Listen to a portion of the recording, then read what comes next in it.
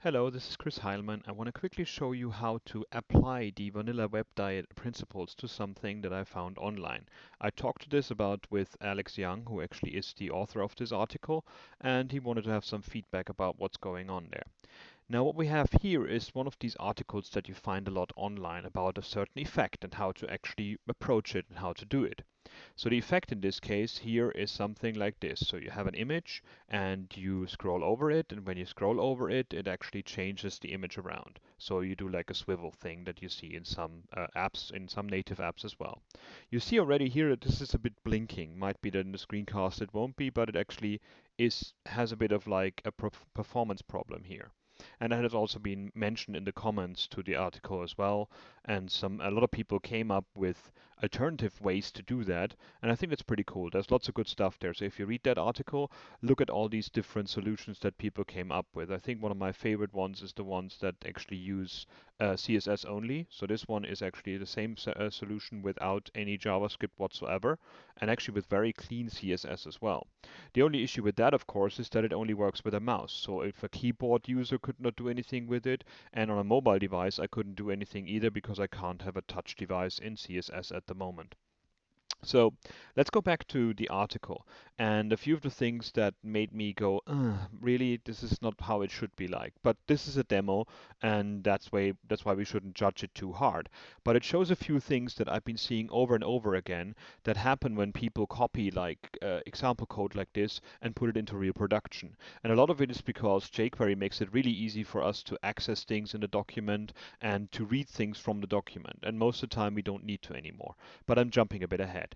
So here's what he used for the HTML of this. And there's a few things that annoy me about this. First of all, this means nothing. This is just diffs and there is no meaning behind it.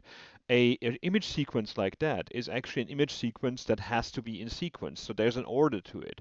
There's HTML for that. You can use an ordered list to make sure that when something doesn't work, when the JavaScript doesn't work or the CSS can't be applied, at least the image sequence stays in a sequence and stays understandable. The other thing that I have with that is like the style display none inline. This is done probably to avoid flickering of images when they were loading, but this is just a bad practice. Inline styles are always an issue, and they're actually mixing display with HTML. It's a very bad idea to have those. The other problem I have with it is that you have an ID on every single one of these elements. Because the way he solved that problem with like having that rollover and making the images choose is having another part of HTML that is the one that actually you roll over. So this is the one that will be the ones that trigger the functionality. So we roll over these and then we actually show and hide the different images in there.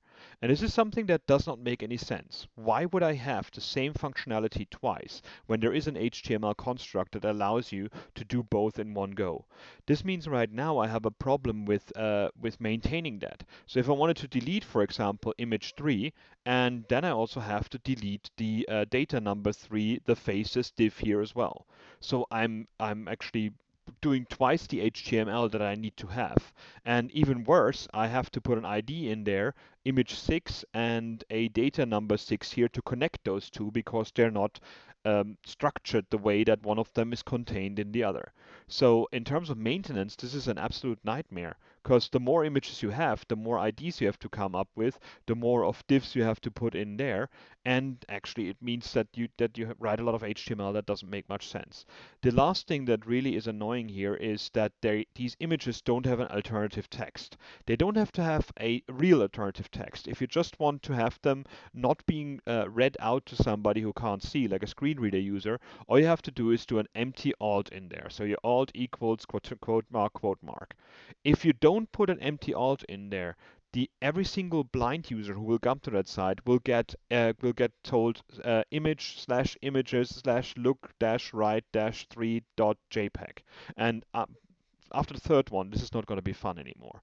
So make sure that if you put images in there, at least put an empty alternative text in there to make sure that this doesn't happen. And the HTML means that we're doing something here that should not be done by repeating what we already have. So that doesn't make much sense just to have the functionality. The CSS is a bit disappointing because there's not much happening here. All he's doing is setting a height and a width, but there's no hiding and showing in the CSS as well. So what if I didn't want to show and hide the different images, but move them to the left, or fade them in slowly, or make them grow into each other, and these kind of things? All of these things are possible in CSS, but not when we don't actually use CSS for this. Right now, the functionality of showing and hiding the images is all done in jQuery. And this is where we're going right now. And this jQuery looks really short and looks really okay. But the problem is that there's a lot of stuff happening that we keep doing over and over again, although we already know it. I call this kind of stuff goldfish JavaScript, because we keep asking the browser things that we already know.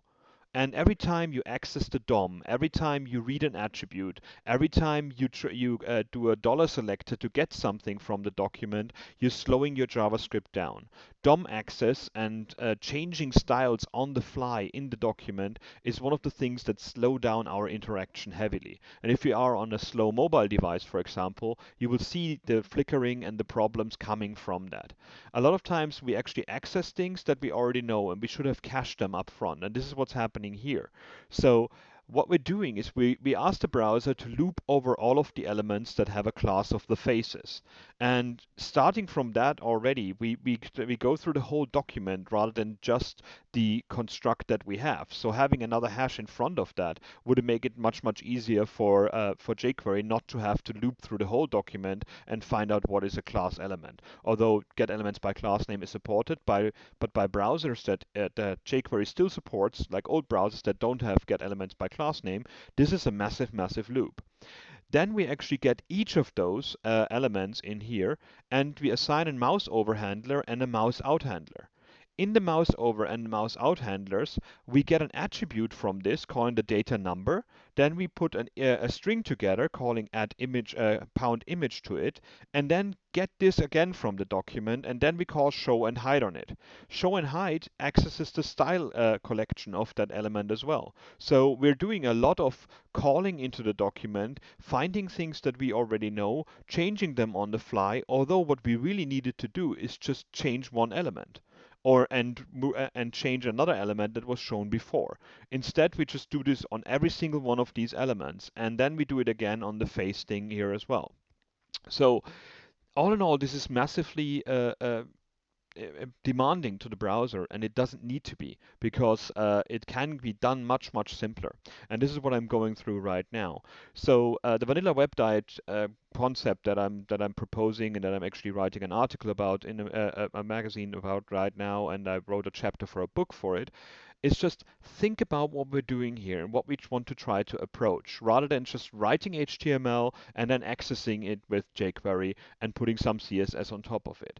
Analyze what we're doing, and using plain HTML and plain HTML5 to access these things means we have a lot less access and a lot less things going on.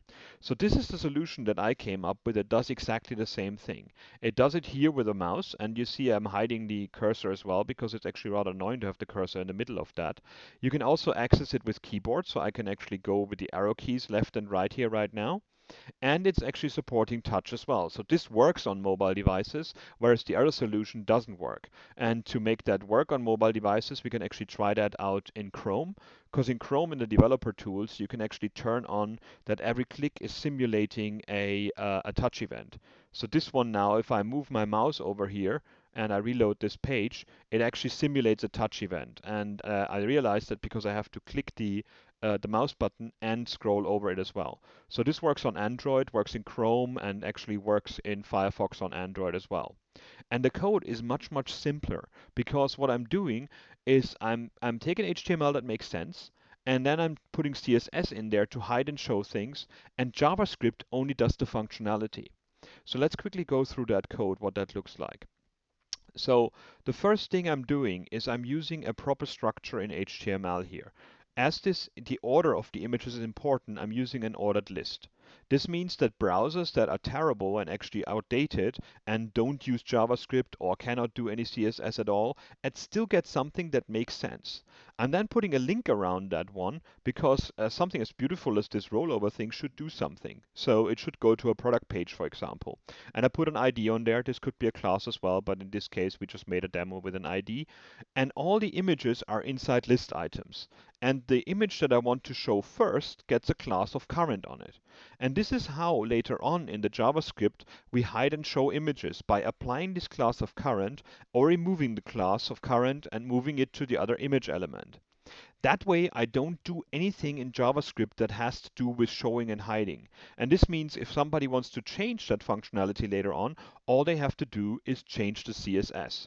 And this is what the CSS looks like. It's not much at all. I just have a rollover here, which is my idea of rollover, and I make it dependent on a JS class.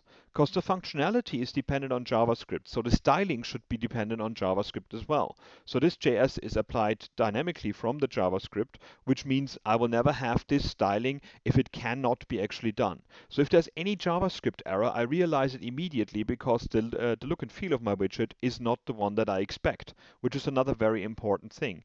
And the fallback is just an ordered list that totally works. So if I now make deliberately break my JavaScript here, I will find out that the page just looks like this. So I've got my 1, 2, 3, 4, 5, 6, 7. And old browsers get this. It totally works for all of them. And this makes sense. It doesn't have to be this beautiful thing that we do. If my JavaScript works, however, it gets turned into this swivel effect. So all I'm doing here is actually positioning the rollover relative, give it a height and width, and a set index to make sure that actually the triggering of the keyboard works and my mouse works as well. I give it a margin to position it off a bit.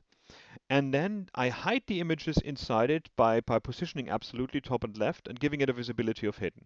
And the current one I'm showing with visibility of visible. So you can do that with opacity 1 and 0. You can turn it to the left and put it in the middle. I don't care. I really don't want to have this responsibility to see what you want to do with that showing and hiding. You can do that now in CSS, and CSS is where we define it. It should not be defined anywhere else. Whereas the same way in HTML, I should be allowed to change the images around. So if I have now only 3 images, all I have to do is delete these images, and then I have the interface with 3 images. And there's nothing I have to change my CSS. There's nothing I have to do in my JavaScript to make that work.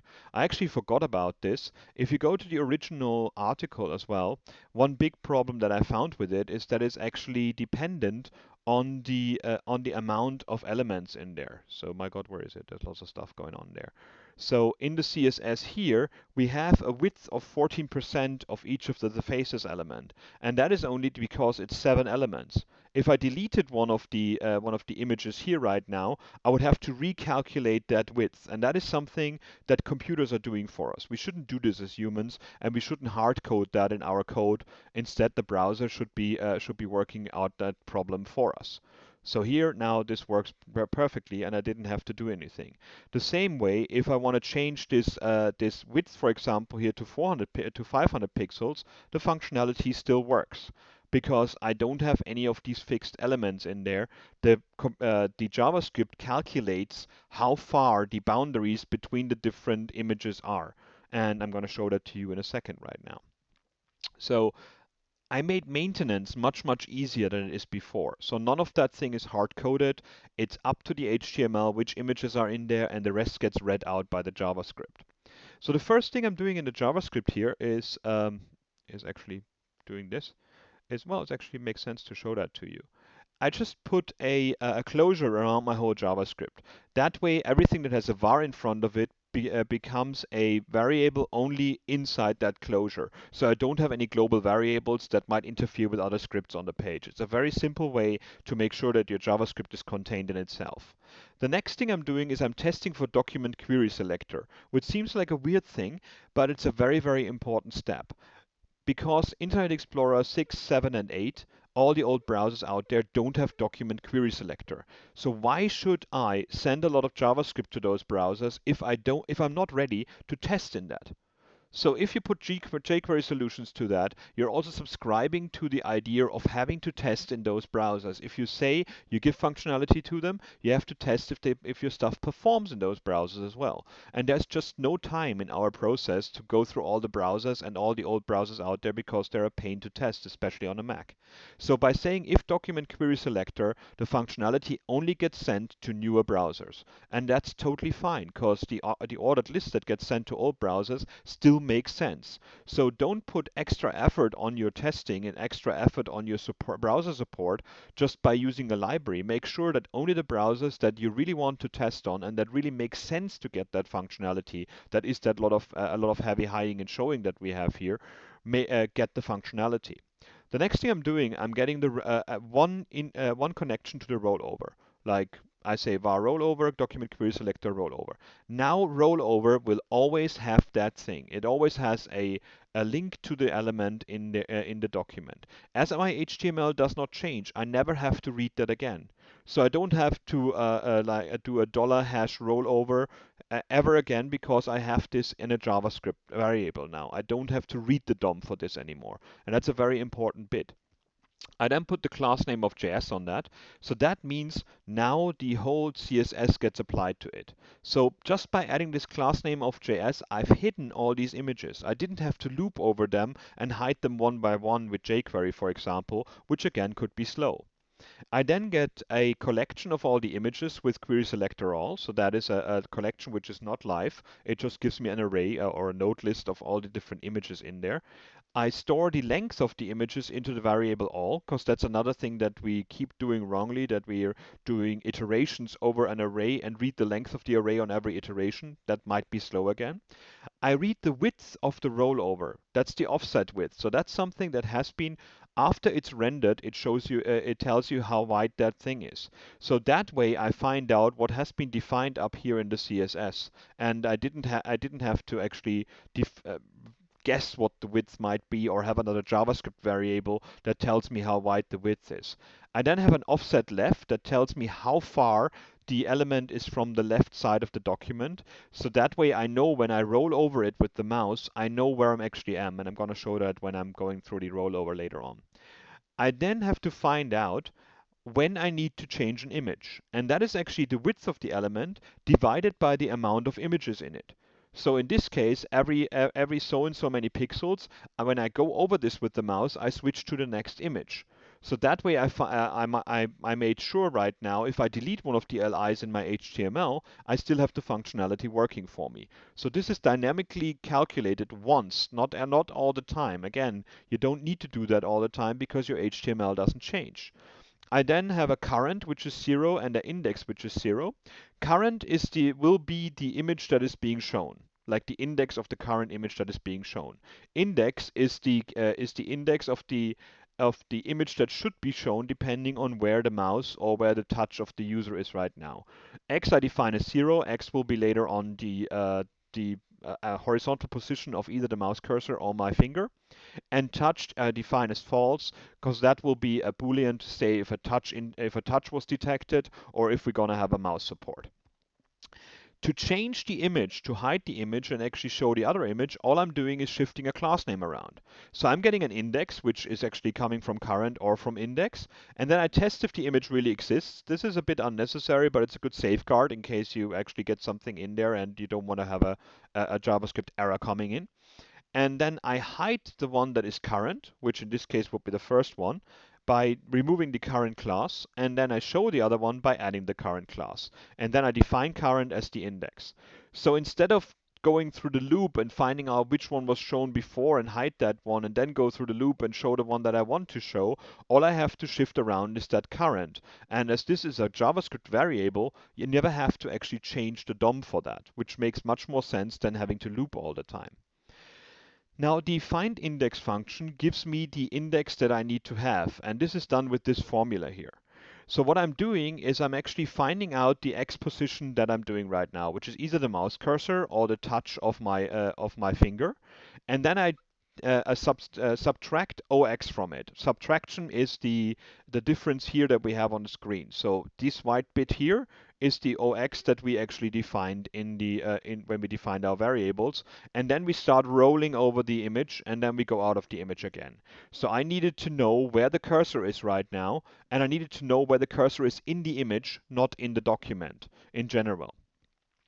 So once I know that, I then just divide that by boundary width, which is the amount of pixels that I need to move before I switch from one image to another, which we actually calculated just by dividing the width through the amount of images. And as it's a 10 radix and a parse int, I get a number back. If the index is not the current index, so if I actually moved away from the last image to the new one, I call the function setCurrent with the index, and that one is the one that switches the image around. Now, to get the position of the X, I have a few things. So I have a rollover. I add an event handler to the rollover. So instead of adding an event handler to each of the LIs and each of the images, I just add one event handler to the rollover element itself. I then test if a touch was detected. Then I shouldn't do anything with the mouse because the touch should take precedence over that. And if it hasn't been detected, I call the find index with the event client X. This is coming from the event handler here. So, and client X tells me where actually on the screen we are. So I can try this now out and do a console log event client X.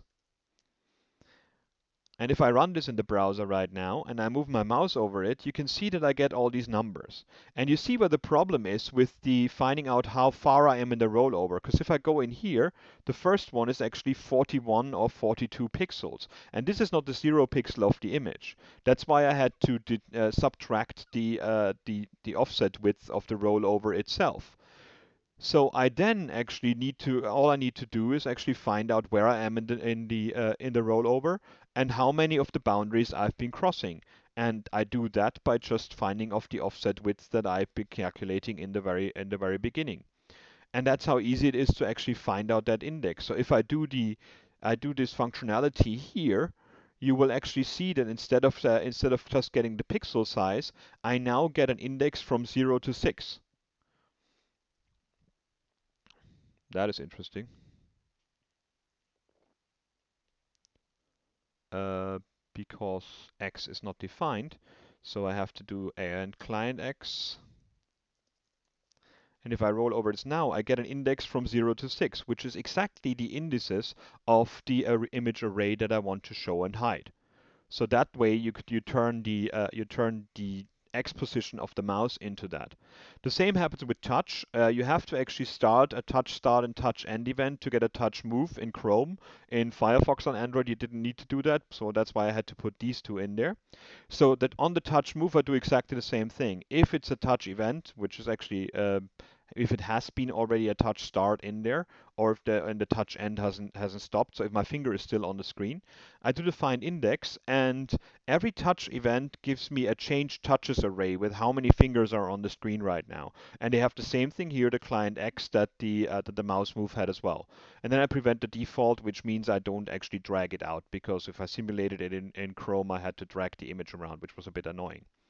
For keyboard support, all I had to do is actually detect a key down event on the rollover and then find out which key has been pressed. So there's the event char, event key, which is not supported in most browsers, and event which is supported in all the old browsers. So that way I actually cover all the browsers out there, and then I just test if it's the left arrow. That way I subtract 1 from the index. If it's the right arrow, I add a 1 to the index. And then I test that the indices are in the allowed range from 0 to the length of the image array. And then I call the set current there. So that way I can now actually use the arrow keys to go back and forth in my functionality as well. The last thing I had to do is find out which of the original HTML images was to be shown at the beginning. So in this way, I had to actually loop over the images and find out which one has the class of current. Again, a simple way of doing that is just loop over them, and that's why I had the all in my first setting here that I actually keep it in that length because the image array length doesn't change because I'm not loading new images via Ajax or something like that. So I just looped over it and I find out which has a class name of current, and if it has, then I stop the loop. There's no point looping through the rest of them. I just know already which was the current right now. If none of them has a current, I just set current as the zero that I defined up here. So if a maintainer, for example, forgot to put a current in there, it just shows the first image. Whereas if I keep the current on this one, it shows the third image. If I put the current on another one, it shows the other image as the first one when you load the page. So I made sure that the maintainer can make a mistake and it still works out. So in this case right now, I have supported all the input devices that I wanted to. I made it really easy to maintain this thing. I kept all the look and feel in the CSS, and the JavaScript is really not much and is really not hard to understand once you know a bit of math and once you know how to actually get the mouse position or the touch position. And all of this is wonderfully explained on the MDN pages out there, or HTML5 rocks or some of the others. So none of this is rocket science. I think it's just important that we stop thinking about an effect and just getting it in there and starting to think about how do we make this thing as flexible as possible. And that's what the vanilla web diet is about. So I hope you learned something here and I hope you're okay with what I'm proposing. So have a look at that, and next time you actually do a lot of HTML and a lot of jQuery that reads and writes to the DOM, think about how you can approach it differently. And the more you can actually keep your maintenance of the look and feel in the CSS, the luckier we'll be with people actually using your stuff, because this is where we want to change things, not somewhere in your JavaScript, not somewhere in data attributes in your HTML. So thanks very much.